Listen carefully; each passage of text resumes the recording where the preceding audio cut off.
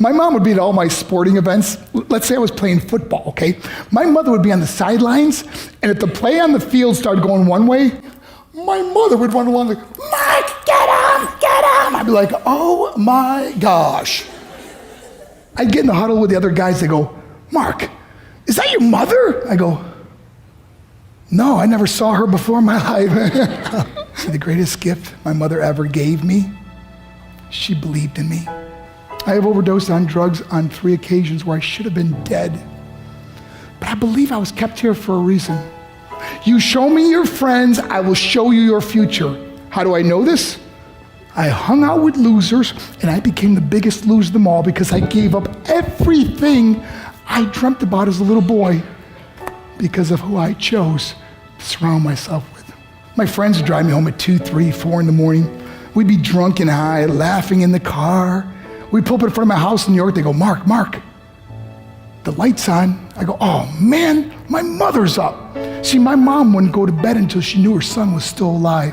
I'd walk in, she'd say, hi Mark, how was your night? I go, it was good, Mom, I'm just gonna go to bed. She goes, can I talk to you for a minute? I go, Mom, I'm tired, I'm just gonna go to bed. She goes, Mark, I haven't seen you all day and all night. Can I please talk to you? I said, man, just leave me alone. You bug me. I'd slam my bedroom door on the one person who believed in me.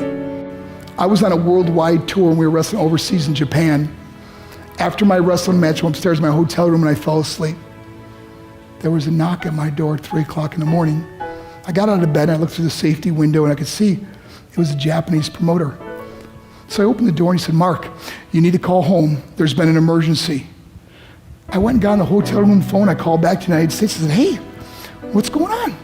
They said, Mark, I don't know how to tell you this. I said, just tell me what happened. All of a sudden they started crying. They go, Mark, I can't tell you. I said, just say it. They said, Mark, your mother died. I just threw the phone down. I ran out of my hotel room. I took the elevator to the lobby, and when the doors opened up, I just ran out into the street. I mean, there was no cars, there was no people. It was 3 o'clock in the morning. And I walked down the middle of a street in Hiroshima, Japan, and I remember looking up and just saying, Mom, I am so sorry. I flew home for her funeral, and I was so nervous to walk up to her casket, so I just stood way in the back. And I kept looking from a distance. I kept thinking to myself, Mom, please wake up. Please get up. And then I finally got the nerve to walk up to her. And as I got closer, I could see my mom for the first time. I mean, she was so beautiful. She was dressed in white. I mean, she looked like an angel. And I just stood over and I said, Mom, you are my hero. Everything I am, everything I hope to be was because of you. You loved me so much. You gave me a life. You're the only one that ever believed in me. How did I repay her?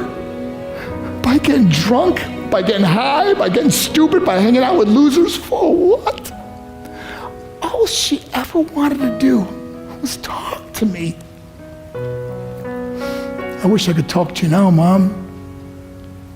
I wish you could see what I'm doing. Why couldn't I have been a better son? We are defined by our choices. But if you surround yourself with people involved in drugs and alcohol and pills, it's a dead end. I'm not here to preach to you. I'm here to tell you I lived that life. It leads to broken hearts, broken relationships, broken dreams, and death. For what? To get high? If you have a mother or a father, when you go home, tell them how much you love them. See, my whole life was about being rich and famous. I had to be a millionaire. I had to win the race. I had to win the race at the expense of my marriage, my family, my friends. For what?